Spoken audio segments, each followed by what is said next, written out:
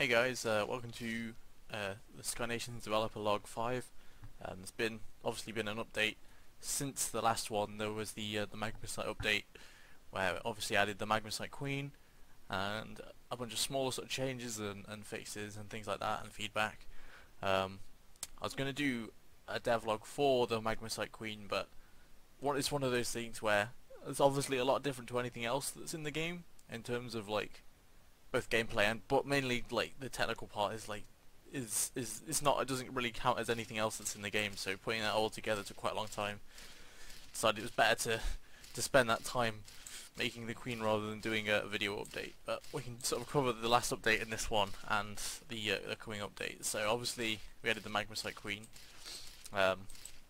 just on my local server, which is like a copy of the Community 1 server from a little while ago. So if we can spawn Magmasite Queen in, get a look at her, and we can jump to the system that she's in.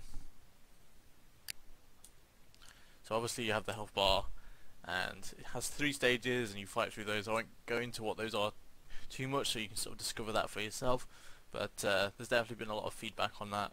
I would try to make sure that I was in a lot of the time when it first came out, so I could see the first kills and how people played against it, and if it was too hard, or if it was too easy. And I think at the moment is a little bit too easy in terms of like the phases. The first and the third phase are probably where I want them to be at in terms of like difficulty. Maybe the poison clouds could be closer to the body, be a bit more effective, especially for the gravity bit. But I think the second phase, the middle one, is where it sort of comes out the bottom of the clouds and shoots a acidic spike at you. I think that could be harder. So what I'm probably going to do is I'm going to change that around, make it fire more spikes, or make it faster, or change it to a completely different sort of mechanic, because like it's pretty clear to see that's the phase where it's taking most damage. And I think it's not the problem that it's taking a lot of damage there, but it's the problem that it's taking a lot of damage without really giving anything back to the players in terms of like danger. Like it's a pretty easy sort of phase to just deal like a ton of damage without really any risk to yourself, and I don't think that's necessarily a good mechanic. Like with any boss fight, it's sort of a given that is initially quite hard for a player because they don't know what to do, they don't know what to be expected, they don't know the mechanics of that boss fight in any game. And then once you sort of know what you're doing, especially in a block game where you can abuse a lot of things and you can build stuff and you can really like customize to the situation, it becomes very easy. And I'm not too bothered about it becoming very easy to people that's already defeated it. Once you know what you're doing, that's fine. You could probably do it without taking any damage at all. I'm pretty sure I've seen players do it. I know I can do it, but that's like a different sort of difficulty scale because I made it. I know what's happening. So it's kind of interesting in terms of that. So sort of moving on to what's coming in this update. So one of the sort of smaller things that is kind of cool is the trophies. So one of the things I've sort of wanted to do for a little while, and it's not like a huge thing, but it's kind of an interesting thing. So the other day I was logged into Community 1 and I was talking with people, and they were showing me their capitals, which happens quite a lot when I log in. People want to show you what they've built, which is like super cool. Let's switch today here. And the someone built, I think Josh 100 and Concord Dawn had built this sort of like a trophy room, this museum sort of thing, where it had like old ships that have been on the server, and it had a space for Merchant Cat, which I thought was pretty funny, like you capture Merchant Cat or whatever. But one of the things that obviously people ask for a lot is like aesthetic things. So in terms of like just, a better word I guess is decoration, things that they can put in their places, in their buildings, on their ships and such, that don't necessarily have a mechanical like objective or interaction, but are kind of like things just to make the area look prettier. So like a potted plant or whatever, those sort of things. So kind of like their kind of museum inspired me a little bit, and I was looking at some old ideas and noticed that I wrote down a little while ago about trophies, and the idea of trophies is that you get trophies for like sort of being very good at really one task or something like that, or achieving something significant in that task. So In this update there's going to be 2 trophies, and they'll probably be more for different things. It'll kind of make sense when I explain a little bit. But the one of these trophies, as you can see on the screen, is a merchant cat, a golden merchant cat. He's a little bit reflective, as you can see. And you can buy him for, like, I haven't decided yet, but like loads of coins, and then you can use the, like, that's like sort of a sign of wealth, right? So that's like achieving sort of a good economic prowess, and that's that sort of goal. But there's kind of different goals for trophies. So there's another put some sand here. There's another trophy, for example. That's the Magmasite Queen, and the Magmasite, again, it's gold, it's shiny, it's cool. If you right click it, you can make it face you, like with both of them, so you can sort of put them as you like in your building.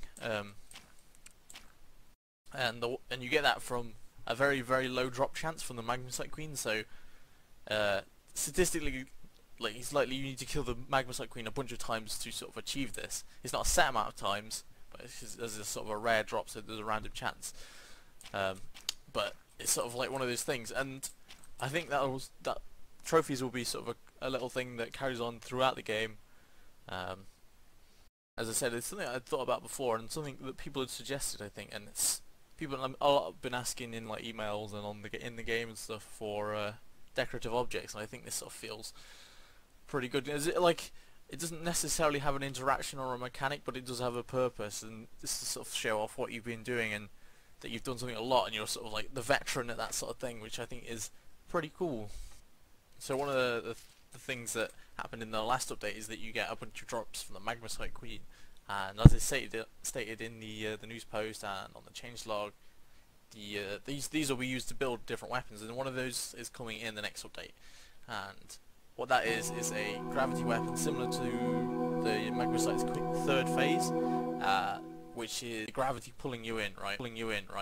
Obviously it's not quite as strong as that, but it's still relatively strong, and it's kind of meant as a boarding weapon. So you get relatively close to a ship, you trigger your gravity well, which is sort of the working name for it, and it pulls all the ships towards you and sort of sticks them to you for a few seconds before it runs out, and then it goes on a timer for about 5 minutes. As it's something that you pretty much don't want to be overused, and the strength of it is not necessarily hugely damaging, but it's very strong on a mechanical level, because if everyone just gets stuck to one ship from all over and they can keep doing it, then it's too strong. So what I'm doing now is giving myself some power, as it uses up quite a lot of power as well. So there's quite a lot of restrictions on it in terms of like cooldown and power usage. It's something that you probably want more so on a bigger ship than a smaller ship.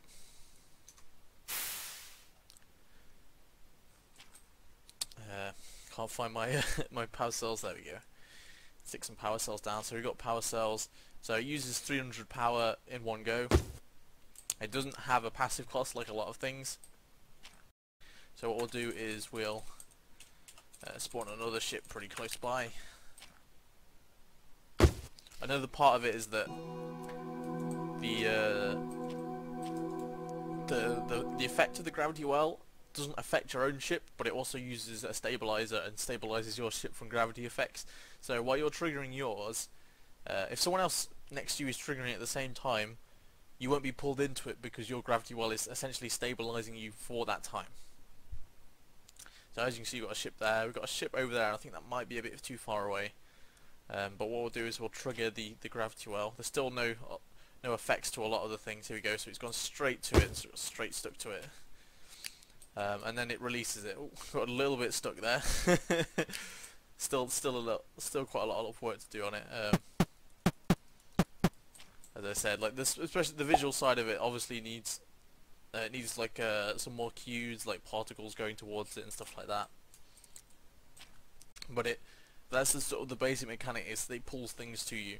Now there's going to be the sort of opposite to that. I haven't got anything to show for that yet, but the opposite of the gravity well will be a block with similar sort of restrictions, but it pushes things away. So it's essentially like a shield that pushes like physics things away. So rather than gravity, you've got like the equivalent the opposite of gravity. So someone fires a cannonball at you, it's likely going to be slowed down if not pushed away. Someone tries to ram you, they're going to be pushed away, and so on and so forth. So it's kind of like a short-term shield for defense from both boarding. Timing it and the power of that is going to be probably something that I tweak over multiple updates to make sure it's not too strong, it's not too weak, because you don't want a point where no one's using it, but you don't want a point where everyone's using it all the time because no one could be hurt because it's too strong, right? So that's the gravity weapons, and that's one of the cool things about adding physics is we can do a lot of these things quite easily now, whereas they just weren't even possible before, really, and they would have been too slow pre the sort of physics update. Obviously the next patch got a bunch of fixes. Someone was nice enough to send me a video of like a huge ship all connected together with the clamps. So they had like a 3-length ship, and when they reclaimed it, it went crazy and it like battered around and stuff like that. And that was an interesting bug. And if people can send me, if you have like things like NVIDIA Shadow Play and things like that just running in the background, so you can sort of save videos that just happen to come up. Those are awesome to get debugging information out of in terms of like what went on, and I was able to fix that. And that's one of the fixes that clamp ships should reclaim better now than they were before. I found quite a few problems with that, so things like that have been fixed. And I'm working on another event similar to the Magma Slug Green, not a boss fight, but like a smaller one that's aimed at cleaning up the ships in systems. So obviously there's sort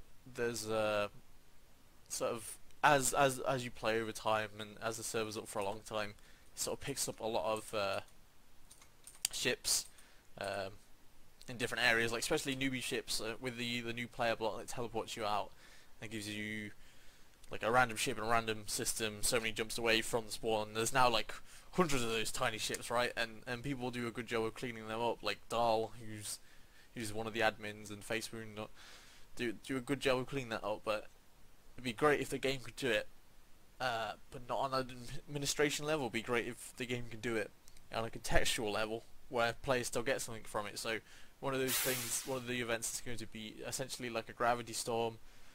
It's going to pass through a system. The same sort of rules apply where it can't be claimed while it's happening, and it's won't happen in a claim system, so you don't have to worry about your stuff being messed up by it. But the idea is that this gravity storm passes through, destroys a lot of the ships, but leaves some special things sort of behind from the wreckage of the ships, and sort of so it gives back to the world essentially without sort of being a net loss of just loads of ships disappearing, and giving you a reason to go there and collect what remains, which I think will be quite cool.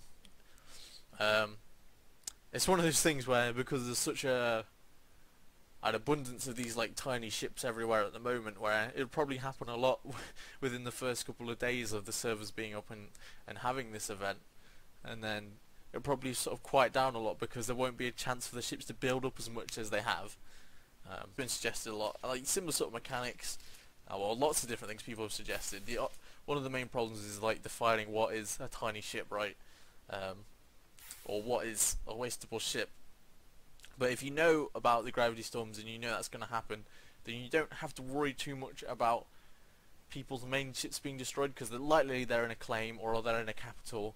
As long as people are aware that a gravity storm is a thing and that can happen, and these ships in these like areas can be like sort of lost or converted essentially, then it's not too bad. It's something that couldn't have existed, I think, before capitals, because you just couldn't know, like, defensive would go down, people attack defensive when they're offline, and so on. So I think things like that are okay as long as they're fair. Yeah, so those are like a couple of things that are coming in the next update. There's going to be some more things, like smaller features, like one off the top of my head is I changed the glass texture, obviously a small feature, but kind of made it a bit less messy, and there's a couple of other glass textures now, which are like variations of this type of glass. So there's decorative glass 1 and 2, just to give you, again, it's like people asking for more just aesthetic things for building, which is fine. Obviously it is a building game.